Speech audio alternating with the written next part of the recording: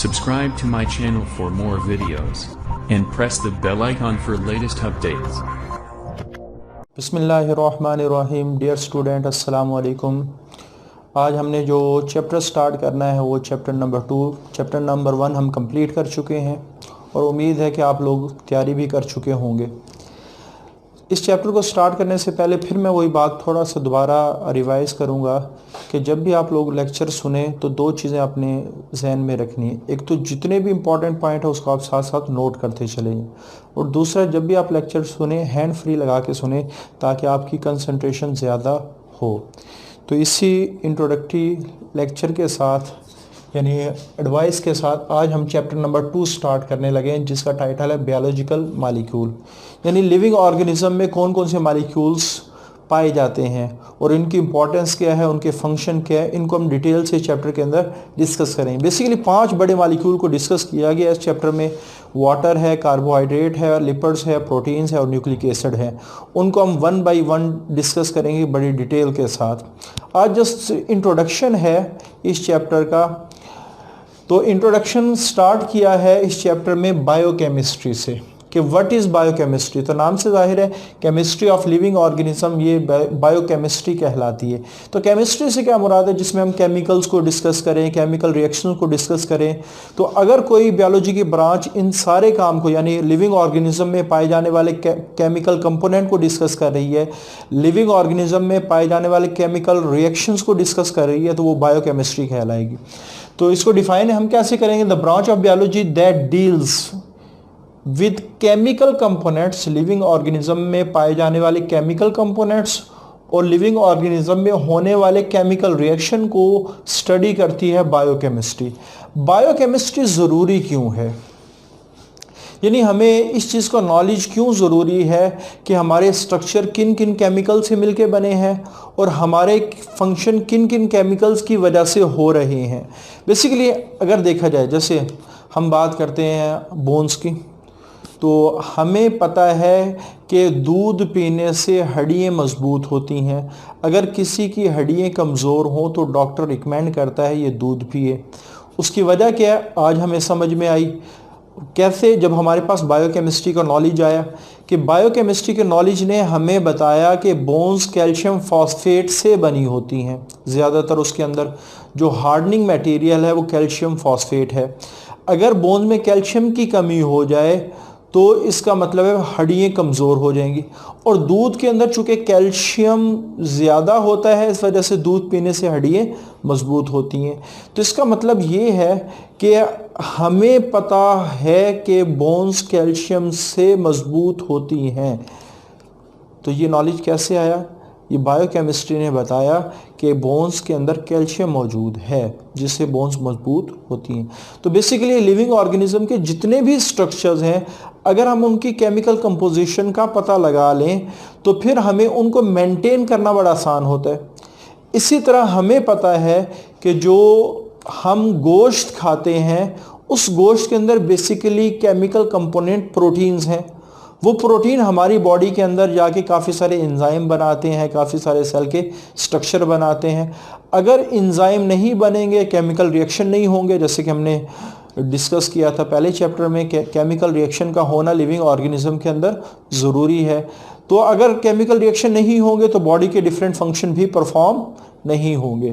तो अगर हमारी बॉडी में प्रोटीन्स की कमी हो जाती है तो बॉडी सही तरह प्रॉपरली फंक्शन परफॉर्म नहीं कर सकती। तो गोश्त खाने से हमें क्या मिलती है, प्रोटीन्स मिलती है। तो इसका मतलब ये है कि जितना ज़्यादा हमारे पास बॉडी में मौजूद केमिकल्स का नॉलेज बढ़ता चला जाएगा तो बॉडी के स्ट्रक्चर्स को समझना भी आसान है, बॉडी के फंक्शन को समझना भी आसान है। तो यही इम्पोर्टेंस है कि basic knowledge of biochemistry is essential. जो हमारे पास बायोकेमिस्ट्री का नॉलेज है ये ज़रूरी है। एनाटॉमी, कि जब बायोकेमिस्ट्री का नॉलेज आएगा तो एनाटॉमी समझना आसान होगी, फिजियोलॉजी यानी फंक्शनिंग एनाटॉमी स्ट्रक्चर को समझना आसान होगा। इस वजह से वो स्टूडेंट जो एमबीबीएस में जिनका एडमिशन होता है डॉक्टरी के लिए वो क्वालिफाई करते हैं तो बायोकेमिस्ट्री पहले ही साल में पढ़ाई जाती है, क्योंकि बायोकेमिस्ट्री समझ में आएगी तो फिजियोलॉजी समझना आसान होगा, एनाटॉमी समझना आसान होगा। तो यही है कि बिकॉज क्योंकि जितने भी लिविंग ऑर्गेनिज्म है वो केमिकल ऑर्गेनाइजेशन है। इसका क्या मतलब है कि जितने भी लिविंग ऑर्गेनिज्म है उनकी बॉडी केमिकल को ऑर्गेनाइज करके ही बनाई गई है। जैसे सेल मेम्ब्रेन, जब हमने प्रोटीन को, जब कार्बोहाइड्रेट्स को, जब लिपिड को ऑर्गेनाइज किया तो उससे सेल मेम्ब्रेन बन गई। तो लिविंग ऑर्गेनिज्म की बॉडी बेसिकली केमिकल को ऑर्गेनाइज करके ही बनाई गई है।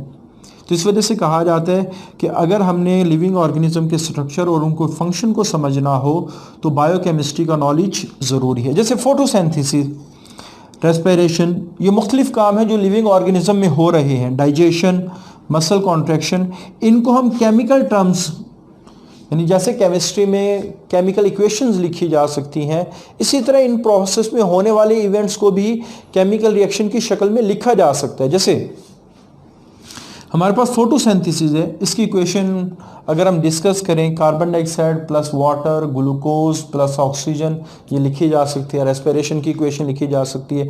डाइजेशन की मुख्तलिफ किस्म के जो कंपोनेंट है फूड के, उनकी डाइजेशन की इक्वेशंस लिखी जा सकती हैं। मसल कॉन्ट्रैक्शन में होने वाले, जैसे हमें पता है कि मसल कॉन्ट्रैक्शन उस वक्त स्टार्ट होती है जब सेल के अंदर कैल्शियम आता है। अब ये सारी बातें हम जो मॉलिक्यूल्स डिस्कस करें, ये सारी बायोकेमिस्ट्री है। तो इन जो लिविंग ऑर्गेनिज्म में होने वाले ये बड़े बड़े इवेंट्स हैं, इनको हम केमिकल रिएक्शंस, केमिकल कंपोनेंट की शक्ल में लिख सकते हैं। तो सिर्फ इनको नहीं, काफ़ी सारे और भी जो हमारे बॉडी में या लिविंग ऑर्गेनिज्म में प्रोसेस हो रहे हैं, उनको केमिकल रिएक्शन या केमिकल कंपोनेंट की शक्ल में लिखा जा सकता है। तो अगर क्वेश्चन आ जाए कि write down the importance of biochemistry, तो आपने ये सारी इंपॉर्टेंस लिखनी है। आगे ऑर्गेनिज्म में पाए जाने वाले जो कंपाउंड है वो दो तरह के, ऑर्गेनिक और इनऑर्गेनिक। तो चैप्टर नंबर 1 में हम इसको डिटेल से डिस्कस कर चुके हैं कि ऑर्गेनिक जिसमें कार्बन हाइड्रोजन इकट्ठा हो, इनऑर्गेनिक जिसमें कार्बन हाइड्रोजन इकट्ठा ना हो। आपकी बुक में एक टेबल बना हुआ है जो आपको इस तस्वीर में नज़र भी आ रहा है। बेसिकली इस टेबल के अंदर दो किस्म के सेल्स का कंपैरिजन दिया गया है, एक बैक्टीरियल सेल, एक मेमेलियन सेल्स। तो ये जो टेबल है इसमें आपको नज़र आ रहा होगा कि डिफरेंट जो बायोलॉजिकल मॉलिक्यूल्स हैं वो बैक्टीरियल सेल में उनकी परसेंटेज, अमाउंट नहीं, परसेंटेज कितनी है, और मेमेलियन सेल की में इसकी परसेंटेज कितनी है। जैसे आपको सबसे पहले नज़र आ रहा होगा जो वाटर है, तो वाटर दोनों में इक्वल क्वांटिटी में मौजूद होता है, 70-70। इसी तरह अगला जो हमारे पास है प्रोटीन, आपको नज़र आ रहा होगी कि बैक्टीरियल सेल में 15 है, और जो आप कह सकते हैं मेमेलियन सेल्स हैं उसमें 18 है। कार्बोहाइड्रेट 3 और 4 है, जो लिपिड्स हैं वो 3 और 2 है। इसी तरह जो डीएनए है वो 2 है और उधर 1 है, और उधर 0.25 है। जो आरएनए है वो 6 है, 1.1 है। अदर जो ऑर्गेनिक कंपाउंड है जैसे एंजाइम्स है, हार्मोन्स है, मेटाबोलाइट्स है, ये आप कह सकते हैं 2 और 2 है। और जो इनऑर्गेनिक आयंस हैं जैसे सोडियम है, पोटाशियम है, जिंक है, ये 1 और 1 है। तो ये डायग्राम जो नज़र आपको आ रही है ये बहुत ज़्यादा इंपॉर्टेंट है, क्योंकि इससे बाद दफ़े एमसीक्यूज उठा लिया जाता है। और एमसीक्यू जैसे मैं कहता हूँ कि write down the percentage of protein in bacterial cells, आपके पास 4 ऑप्शन हो, 15 है, 18 है, 70 है और 2 है, तो इसका बेस्ट ऑप्शन क्या होगा? 15 होगा।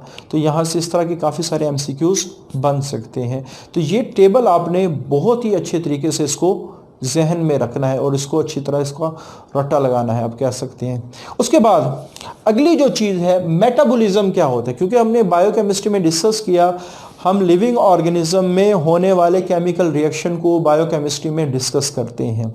तो मेटाबॉलिज्म बेसिकली है क्या? एक सेल के अंदर जितने भी केमिकल रिएक्शन हो रहे हैं उनका जो मजमुआ है वो मेटाबॉलिज्म कहलाता है।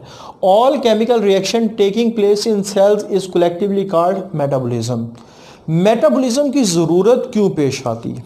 ठीक है, तो आपने आप जहन में रखना है, सबसे पहले अगर ऑर्गेनिज्म ने ज़िंदा रहना है तो उसके लिए 2 चीज़ें चाहिए कि वो ऑर्गेनिज्म इन्वायरमेंट से अपनी ज़रूरत की चीज़ें अंदर लेके जाए, और वो ज़्यादातर जो अंदर लेके जाया जाता है वो केमिकल्स ही होते हैं, जैसे फूड केमिकल है, ऑक्सीजन जो जा रही है वो केमिकल्स है, मुख्तलिफ़ किस्म के वाटर जा रहा है वो केमिकल्स हैं।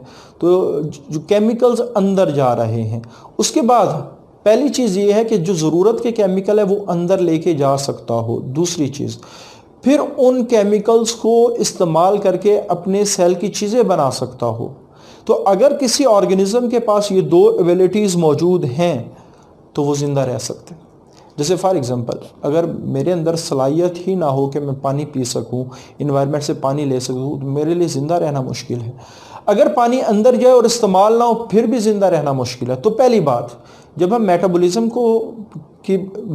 का मतलब क्या है कि केमिकल रिएक्शन का होना, और केमिकल रिएक्शन के लिए ज़रूरी है कि केमिकल कंपाउंड्स का होना, और केमिकल कंपाउंड्स कहाँ से जाते हैं? इन्वायरमेंट से जाते हैं। तो पहली चीज़, इनटेक ऑफ बायोकेमिकल्स कि सर्वाइवल ऑफ ऑर्गेनिज्म, अगर एक ऑर्गेनिज्म ने ज़िंदा रहना है तो ये मुनहसिर है, डिपेंड्स करता है उसकी सलाहियत के ऊपर। वो सलाहियत क्या है कि ऑर्गेनिज्म इन्वायरमेंट से कैसे केमिकल लेता है, और दूसरी बात फिर उन केमिकल को कैसे इस्तेमाल करके अपनी ज़िंदा रहने के लिए चीज़ें बनाता है। तो इसी वजह से तो हर ऑर्गेनिज्म, चूँकि उसने ज़िंदा रहना ही है, तो वो हर वक्त अपनी बॉडी के अंदर चीज़ें लेकर जा रहा है इन्वायरमेंट से। जैसे मैं खड़ा हूँ, इस वक्त भी मेरे अंदर केमिकल जा रहा है, तो वो केमिकल फ़ौरन आपके जहन में आ गया हो कि ऑक्सीजन जा रहा है, फ़ौरन ही ऑक्सीजन जा रहा है। तो इसी तरह मुख्तलिफ़ किस्म के केमिकल मेरी बॉडी के अंदर इंटर होते हैं। फिर वो जो केमिकल्स इंटर हुए हैं तो मेरी बॉडी के अंदर उसकी यूटिलाइजेशन होती है, उसको इस्तेमाल करके या तो उस केमिकल से चीज़ें बना ली जाती हैं जो सेल के लिए ज़रूरी हैं, या फिर उससे एनर्जी, जैसे फूड अंदर गया, उस फूड से चीज़ें भी बन सकती हैं, उस फूड से एनर्जी भी मिल सकती है। तो यही वजह है, चूँकि हर ऑर्गेनिज्म को ज़िंदा रहने के लिए केमिकल चाहिए, all organism are constantly taking new substance, वो नई नई चीज़ें अंदर लेकर जा रहे हैं, and changes them in various way, और उनको फिर मुख्तलिफ अंदाज में चेंज कर रहे हैं। जैसे बाज़ केमिकल ऐसे हैं उनसे सेल का मटेरियल बिल्ड होता है, और बाज़ केमिकल ऐसे हैं उनसे एनर्जी हासिल होती है। अब ये काम कि जिस वक्त हमने केमिकल अंदर लेके गए उससे हमने मुख्तलिफ़ किस्म के काम करने हैं, चीज़ें बनानी है, एनर्जी हासिल करनी है, तो उन केमिकल्स को से चीज़ों को बनाने के जो केमिकल्स हैं उसके लिए केमिकल रिएक्शन का होना ज़रूरी है। जैसे ऑक्सीजन अंदर गई तो ऑक्सीजन अंदर जाके हमें एनर्जी प्रोवाइड करे, उसके लिए केमिकल रिएक्शन का होना ज़रूरी है। इस वजह से लिविंग ऑर्गेनिज्म के अंदर जब भी कोई चीज़ अंदर जाती है तो वो केमिकल रिएक्शन के ज़रिए से दूसरी शक्ल में कन्वर्ट होती है। तो जिस तरह मुसलसल चीज़ें अंदर जा रही हैं, इसी तरह बॉडी के अंदर मुसलसल रिएक्शन भी हो रहे हैं। अगर वो रिएक्शन रुक जाएं तो ऑर्गेनिज्म ज़िंदा ही नहीं रह सकता, और इन रिएक्शन को बड़े अच्छे अंदाज में ऑर्गेनाइज किया जा सकता है। क्योंकि अगर रिएक्शन ज़रूरत से ज़्यादा हो जाए तब भी बीमारी है, ज़रूरत से कम हो जाए तब भी बीमारी है। जैसे ग्लूकोज का वो केमिकल रिएक्शन जो ग्लूकोज को तोड़ते हैं, अगर ज़रूरत से ज़्यादा हो जाए तो हमारा शुगर लो हो जाता है, हम सही तरह काम नहीं कर सकते। वो केमिकल रिएक्शन जो ग्लूकोज को तोड़ते हैं वो कम हो जाए तो फिर हमें डायबिटीज़ हो जाती है, हम फिर भी सही तरह काम नहीं कर सकते। तो इन केमिकल रिएक्शन को हमेशा बहुत अच्छे तरीके से ऑर्गेनाइज किया जाता है, अच्छे तरीके से ऑर्गेनाइज किया। तो ये जो सेल के अंदर एक रिएक्शंस हो रहे हैं, इन रिएक्शंस के मजमूए को मेटाबॉलिज्म कहा जाता है। तो बेसिकली एक ऑर्गेनिज्म जो चीज़ें अंदर लेकर जा रहा है उसको फिर मुसलसल केमिकल रिएक्शन से गुजरना पड़ता है। तो इसी वजह से लिखा हुआ है कि लाइफ डिपेंड अपॉन, कि अगर लाइफ ने ज़िंदा रहना है तो इसके लिए केमिकल एक्टिविटीज़ का होना ज़रूरी है, सीजलेस का मुताबिक, जो कभी ख़त्म ना हो। क्योंकि अगर मेटाबॉलिज्म रुक गए तो फिर हम ज़िंदा नहीं रह सकते, हम क्या, कोई भी लिविंग ऑर्गेनिज्म ज़िंदा नहीं रह सकता। तो अगर किसी ऑर्गेनिज्म ने ज़िंदा रहना है तो उसके अंदर ना ख़त्म होने वाली केमिकल एक्टिविटीज़ होनी चाहिए, और इन केमिकल एक्टिविटीज़ को बड़े अच्छे अंदाज में ऑर्गेनाइज किया जाता है। जैसे मैंने अभी डिस्कस किया कि अगर केमिकल रिएक्शन ज़रूरत से ज़्यादा हो तब भी बीमारी है, ज़रूरत से कम हो तब भी बीमारी है। तो इन केमिकल रिएक्शन के मजमूए को मेटाबॉलिज्म कहा जाता है, जो हमने डेफिनेट। तो चीज़ों का अंदर जाना भी ज़रूरी है, उनका इस्तेमाल होना भी ज़रूरी है, और इस्तेमाल के लिए केमिकल रिएक्शन का होना भी ज़रूरी है। तो ये सारे जो केमिकल रिएक्शन हो रहे हैं, जो चीज़ों को बॉडी में इस्तेमाल करवाते हैं, तो उनको मेटाबॉलिज्म कहा जाता है। आगे मेटाबॉलिज्म की दो शक्लें हैं, छोटी चीज़ें बड़ी चीज़ें बना रही हैं, बड़ी चीज़ें छोटी चीज़ें बना रही हैं। तो एना का लफ्ज़ी मतलब है अप, कि छोटी चीज़ों को जोड़ के हम ऊपर की तरफ जाएंगे कि बड़ी चीज़ें बनी। और कैटा का लफ्ज़ी मतलब है डाउन, कैटा का लफ्ज़ी मतलब डाउन। तो अगर सिंपल चीज़ें कंबाइन होके कॉम्प्लेक्स सब्सटेंस बनाए तो वो रिएक्शन एनाबॉलिज्म कहलाता है। उन मेटाबॉलिज्म वाले रिएक्शन को एनाबॉलिज्म कहा जाता है। तो ज़्यादातर जब भी चीज़ें बन रही होती हैं उसके लिए एनर्जी ज़रूरी होती है। जैसे फोटोसिंथेसिस में कार्बन डाइऑक्साइड छोटा सा मालिक्यूल है, वाटर छोटा सा मालिक्यूल है, इसमें एनर्जी इस्तेमाल हुई। ग्लूकोज कॉम्प्लेक्स मालिक्यूल है और उसके साथ छोटा सा मालिक्यूल ऑक्सीजन रिलीज हो गया। तो ग्लूकोज का बनना फोटोसिंथेसिस में क्या है? एनाबॉलिज्म है। कैटाबॉलिज्म में क्या होता है, जो बड़ी चीज़ें होती हैं वो छोटी चीज़ों में कन्वर्ट होती हैं और यूजली एनर्जी इसमें रिलीज होती है। जैसे रेस्पिरेशन में ग्लूकोज बड़ा मालिक्यूल है, ये कार्बन डाइऑक्साइड और वाटर और एनर्जी में कन्वर्ट होता है, तो ये कैटाबॉलिज्म है। अक्सर इनमें डिफरेंस आ जाता है, डिफरेंशिएट बिटवीन एनाबॉलिज्म और कैटाबॉलिज्म। तो ये तीन डिफरेंस आप लिख सकते हैं। एक डेफिनेशन है, एनर्जी इसमें इस्तेमाल होती है, इसमें रिलीज होती है, इसमें एग्जांपल फोटोसिंथेसिस की है, इसमें एग्जांपल रेस्पिरेशन की। तो तीन डिफरेंस है जो कैटाबॉलिज्म और एनाबॉलिज्म में लिखे जा सकते। उसके बाद coordinated catabolic and anabolic activities का मतलब क्या है? बेसिकली अगर हम बात करें एक सेल के अंदर कभी भी हम ये नहीं कह सकते पहले एनाबॉलिज्म होगा या कैटाबॉलिज्म होगा। बेसिकली सेल के अंदर ये दोनों काम इकट्ठे हो रहे होते। जैसे एक सेल है, मे बी पॉसिबल है इसके हिस्से में कैटाबॉलिज्म हो रहा हो, मे बी पॉसिबल है इसके दूसरे हिस्से में एनाबॉलिज्म हो रहा हो। यानी सेल के अंदर ये दोनों प्रोसेस मुसलसल चल रहे होते हैं। तो इस वजह से बुक वाले ने लिखा है कि जो कैटाबॉलिक और एनाबॉलिक रिएक्शंस हैं गो हैंड इन हैंड, कि वो एक दूसरे के साथ साथ चल रहे हैं सेल के अंदर। कोऑर्डिनेटेड कैटाबॉलिक एनाबॉलिक एक्टिविटी का मतलब ये है कि हमने एक चीज़ से दूसरी चीज़ बनाई। जैसे फॉर एग्जांपल मैं कहता हूँ कि मैंने ए से सी बनाना है। अगर इस ए से सी के बनने में दोनों काम हो जाएं, यानी कैटाबॉलिज्म भी हो जाए, एनाबॉलिज्म भी हो जाए, तो इसको हम कहते हैं coordinated catabolic and anabolic activity. जैसे हमने एक कॉम्प्लेक्स कंपाउंड से दूसरा कॉम्प्लेक्स कंपाउंड बनाना है, तो हम क्या करते हैं, सबसे पहले उसको सिंपल कंपाउंड में तोड़ते हैं, कैटाबॉलिज्म होगा, और फिर उन सिंपलर सब्सटेंसेस को दोबारा इस्तेमाल करके कॉम्प्लेक्स कंपाउंड बना सकते हैं। जैसे एक रूम है, हमने इस रूम की शेप बदलनी है। अब खड़े खड़े तो शेप नहीं बदली जा सकती। यहाँ ये पूरा घर है, हमने इस घर की पूरी शेप बदलनी है, तो खड़े खड़े कभी नहीं बदली जा सकती। बेसिकली क्या होगा, सबसे पहले हम इस बड़े घर को तोड़ेंगे, उसकी ईंटें निकालेंगे, फिर ईंटों को अपनी मर्जी से दोबारा अरेंज करके जो हम शक्ल चाहते वो बना लेंगे। तो कॉम्प्लेक्स घर कॉम्प्लेक्स है, उसको तोड़ा, ईंटें निकली, सिंपलर कंपाउंड बने, और सिंपलर कंपाउंड दोबारा मिलके कॉम्प्लेक्स नया घर बना लेते हैं, शक्ल बदल जाती है। इसी तरह जब हम सेल में बात करते हैं तो सेल में मुख्तलिफ किस्म के बड़े बड़े कंपाउंड हैं, जैसे कार्बोहाइड्रेट है, लिपिड्स है, प्रोटीन है। हमने कार्बोहाइड्रेट को लिपिड में कन्वर्ट करना है, तो कार्बोहाइड्रेट को पहले तोड़ना पड़ेगा, उसके बेसिक कंपोनेंट को अलहदा करना पड़ेगा, उन बेसिक चीज़ों को मिला के हम लिपिड्स बना सकते हैं। लिपिड से हमने प्रोटीन बनानी है, तो लिपिड्स को पहले तोड़ेंगे, उनको सिंपल कंपाउंड के अंदर, वो सिंपल कंपाउंड मिला के, बेसिकली कार्बोहाइड्रेट और लिपिड में स्ट्रक्चर का फ़र्क, एलिमेंट तो सेम ही होते हैं, जैसे कार्बन है, हाइड्रोजन है, ऑक्सीजन है, यही कार्बोहाइड्रेट में होते हैं, ये लिपिड में होते हैं, ये प्रोटीन में होते हैं। सिर्फ क्या अरेंजमेंट का फ़र्क है। तो पहले हम इन चीज़ों को अलहदा करेंगे, छोटे छोटी, फिर उन छोटी छोटी चीज़ों को मिला के दोबारा हम अपना बड़ा कॉम्प्लेक्स कंपाउंड बनाएंगे।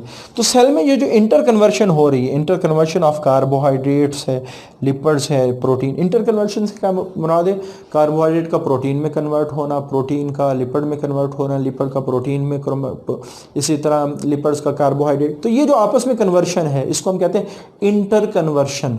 तो बेसिकली ये जो इंटर कन्वर्शन हो रही है ये कैटाबॉलिक और कोऑर्डिनेटेड कैटाबॉलिक और एनाबॉलिक एक्टिविटी की बेस्ट एग्जांपल्स है। क्यों? कार्बोहाइड्रेट को पहले तोड़ा जाएगा, फिर उसके बाद उनके कंपोनेंट को मिला के लिपिड्स बनाया जाएगा। तो यही बात हमने डिस्कस की है, कोई भी ऐसी मेटाबॉलिक एक्टिविटी जिसमें एक चीज़ से जब दूसरी चीज़ में कन्वर्शन हो रही हो तो उसमें दोनों काम हो रहे हो, कैटाबॉलिज्म भी हो रहा हो, एनाबॉलिज्म भी हो रहा हो, तो इसको हम कहते हैं coordinated catabolic and anabolic activity. तो सेल के अंदर काफ़ी जगह ये coordinated catabolic and anabolic activities हो रही होती हैं। तो ये आज हमारा इस चैप्टर का इंट्रोडक्टरी लेक्चर है। इसमें हमने दो बड़ी चीज़ों को डिस्कस किया, बायोकेमिस्ट्री क्या है, उसकी इंपॉर्टेंस क्या है, फिर मेटाबॉलिज्म को हमने डिस्कस किया कि मेटाबॉलिज्म की पहले डेफिनेशन को डिस्कस किया, फिर मेटाबॉलिज्म होता क्यों, कि जो चीज़ें अंदर जा रही हैं वो इस्तेमाल होती हैं, इस्तेमाल होने के लिए केमिकल रिएक्शंस होते हैं। आगे फिर दो टाइप्स हैं, एनाबॉलिज्म है, कैटाबॉलिज्म है, इनमें डिफरेंस पूछ लिया जाता है। और सबसे इंपॉर्टेंट चीज़ के बाद मेटाबॉलिक एक्टिविटी है जिसमें एक प्रोडक्ट को दूसरी प्रोडक्ट में कन्वर्ट करने के लिए दोनों काम बैक वक्त हो रहे हों, उनको हम कहते हैं coordinated catabolic and anabolic activity. उसके बाद अगला जो हमारा टॉपिक है वो बहुत ही इंपॉर्टेंट है, इंपॉर्टेंस ऑफ कार्बन। इंशाल्लाह अगले लेक्चर में आपसे मुलाकात होगी। Subscribe to my channel for more videos and press the bell icon for latest updates.